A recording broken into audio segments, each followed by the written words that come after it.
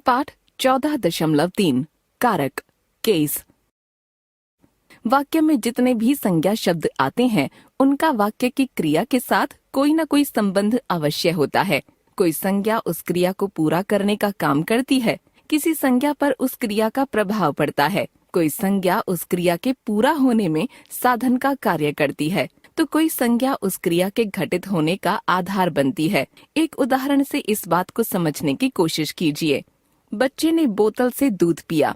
इस वाक्य की क्रिया है पीना।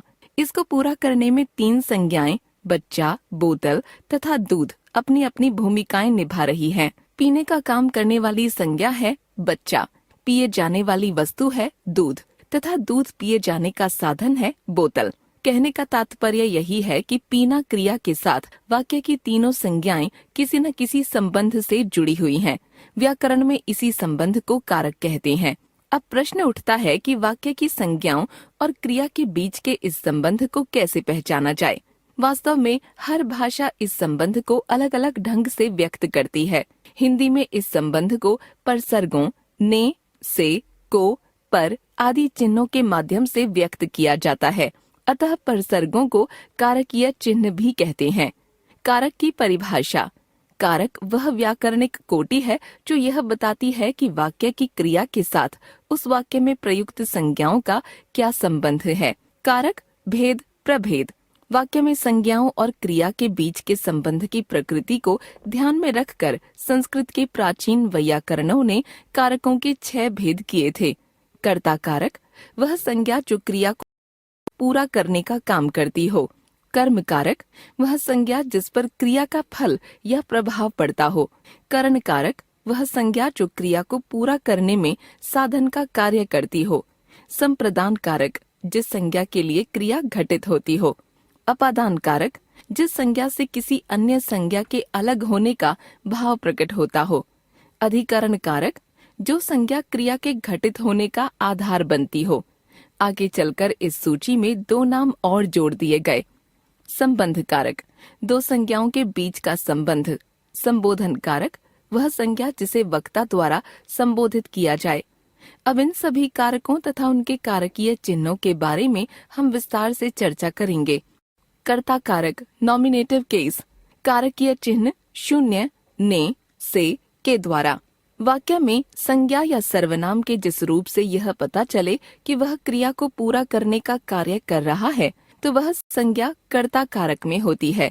ध्यान रखिए, कर्ता कारक को व्यक्त करने वाला केवल ने चिन्ह ही नहीं है बल्कि शून्य, से, के द्वारा आदि भी कर्ता कारक के चिन्ह हैं। नीचे दिए गए वाक्यों की मोटे शब्दों की संज्ञाएं कर्ता कारक में हैं। उदाहरण कारकीय चिन्ह। बच्चा घर गया है। माँ खाना बना रही है। शून्य, बच्चों ने फिल्म देख ली है। शीरी ने काम नहीं किया। ने, माँ से चला नहीं जाता। मजदूर से पेड़ नहीं काटा जाता। से, राष्ट्रपति के द्वारा उद्घाटन किया गया। डॉक्टर द्वारा इलाज किया गया। के द्वारा या द्वारा। कर्म कारक एक्यूजेटिव केस। कारकीय चिन्ह शून्य, को, से।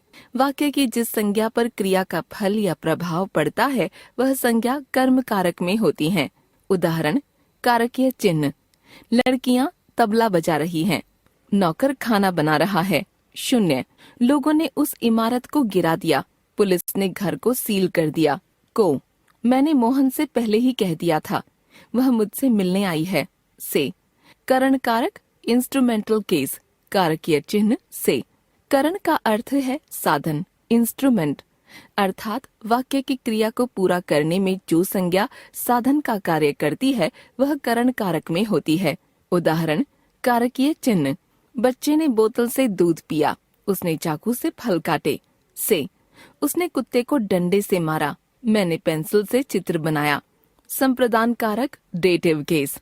कारकीय चिन्ह के लिए, को। वाक्य की क्रिया जिस संज्ञा के लिए घटित होती है वह संज्ञा संप्रदान कारक में कही जाती है। उदाहरण कारकीय चिन्ह। माँ ने बच्चों के लिए मिठाई बनाई। होटल में आपके लिए कमरा बुक है।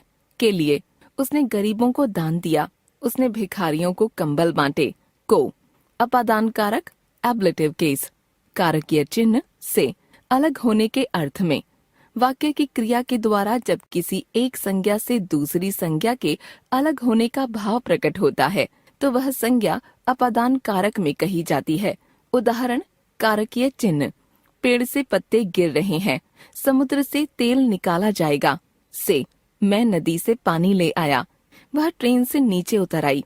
अधिकरण कारक, लोकेटिव केस। कारकीय चिन्ह में, पर, ऊपर, के नीचे, के पहले, के बाद आदि।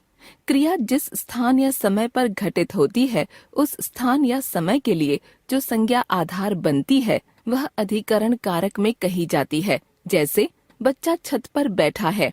वाक्य में छत संज्ञा बच्चे के बैठने का आधार बनी है, अतः यहाँ संज्ञा छत अधिकरण कारक में है तथा क्रिया के साथ उसके इस संबंध को बताने वाला कारकीय चिन्ह है पर। उदाहरण, कारकीय चिन्ह, बच्चे छत पर खेल रहे हैं। इस समय वह घर पर मिलेगी।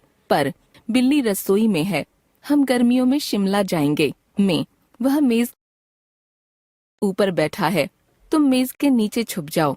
के ऊपर, के नीचे। समय के साथ में, पर सर्ग तो लगते ही हैं। कभी कभी को का भी प्रयोग किया जाता है।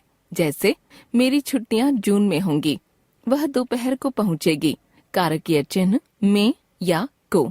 मेरी ट्रेन 10:20 पर पहुंची। पर, संबंध कारक, जेनेटिव केस। कारकीय चिन्ह का, के, की, रा, रे, री।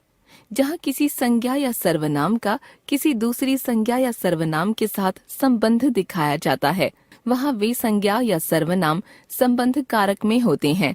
जैसे, रमेश का भाई बीमार है।